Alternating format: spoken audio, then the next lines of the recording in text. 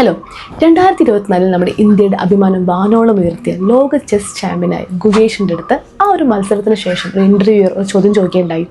അതായത്, നിങ്ങൾ ഇപ്പോൾ ഈ ഫൈനലിൽ കളിക്കുന്ന സമയത്ത് ഒരു രാജ്യം മൊത്തം നിങ്ങൾ നോക്കിക്കൊണ്ടിരിക്കുകയാണ്. ആ സമയത്ത് നിങ്ങൾക്ക് അതായത് നിങ്ങൾക്ക് ഈ ഒരു മത്സരത്തിൽ നിങ്ങൾ തോറ്റുപോയാൽ നിങ്ങൾക്ക് എന്ത് സംഭവിക്കുന്ന പേടി നിങ്ങൾക്ക് ഉണ്ടായിരുന്നോ? ഏതൊരു മനുഷ്യനായാലും ഒരു പേടി ഉണ്ടാവുമല്ലോ. എന്ത് ചെയ്യും നമ്മൾ തോറ്റുപോയി കഴിഞ്ഞിട്ടുണ്ടെങ്കിൽ രാജ്യമൊട്ടാകെയാണ് അതിൽ ഉൾപ്പെടുന്നത്. അപ്പം നിങ്ങളത് തോറ്റു പോകുമ്പോൾ എന്നൊരു പേടി നിങ്ങളുടെ ഉണ്ടായിരുന്നിരിക്കില്ലേ? നിങ്ങൾ എങ്ങനെയാണ് ആ ഒരു പേടി വെച്ചിട്ട് നിങ്ങൾ ആ മത്സരം കളിച്ചത്? അങ്ങനെ നിങ്ങൾ എങ്ങനെയാണ് നിങ്ങൾ വിജയത്തിലോട്ട് എത്തിയത്? ആ പേടി നിങ്ങൾ എങ്ങനെയാണ് മറികടന്നതെന്ന് ഒരു ഇൻ്റർവ്യൂവർ ചോദിക്കുകയുണ്ടായി.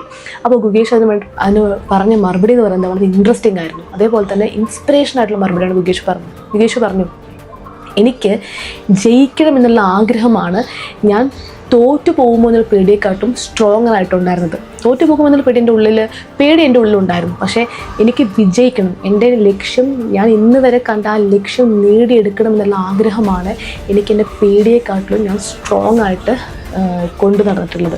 അതായിരുന്നു എനിക്ക് സ്ട്രോങ് ആയിട്ട് എൻ്റെ ഒരു മുൻപന്തിയിൽ ഞാൻ വെച്ചിട്ടുണ്ടായിരുന്നത്. എന്നാൽ പേടിയിലേക്കല്ല ഞാൻ ഫോക്കസ് ചെയ്തത്. ജയിക്കണം, എനിക്ക് വിജയിക്കണം എന്നുള്ള ആഗ്രഹമാണ് സ്ട്രോങ് ആയിട്ട് ഞാൻ എൻ്റെ മനസ്സിൽ സൂക്ഷിച്ചിരുന്നതെന്ന് അദ്ദേഹം പറയുകയുണ്ടായി. നോക്കൂ, നമുക്ക് എല്ലാവർക്കും ലൈഫിൽ മുന്നോട്ട് പോകുമ്പോൾ, പുതിയൊരു ലക്ഷ്യം നേടുമ്പോൾ, പുതിയൊരു കാര്യത്തിലോട്ട് നമ്മൾ പോകുമ്പോൾ പേടി ഉണ്ടാവും. നമ്മുടെ ബ്രെയിനിൻ്റെ ഒരു മെക്കാനിസമാണ്.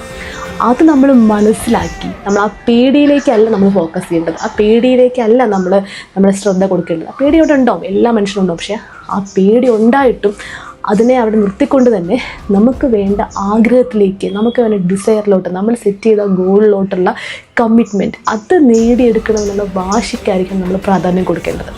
അപ്പോൾ നമ്മുടെ ലൈഫിൽ ഏതൊരു ഗോളും നമുക്ക് അച്ചീവ് ചെയ്യാൻ സാധിക്കും.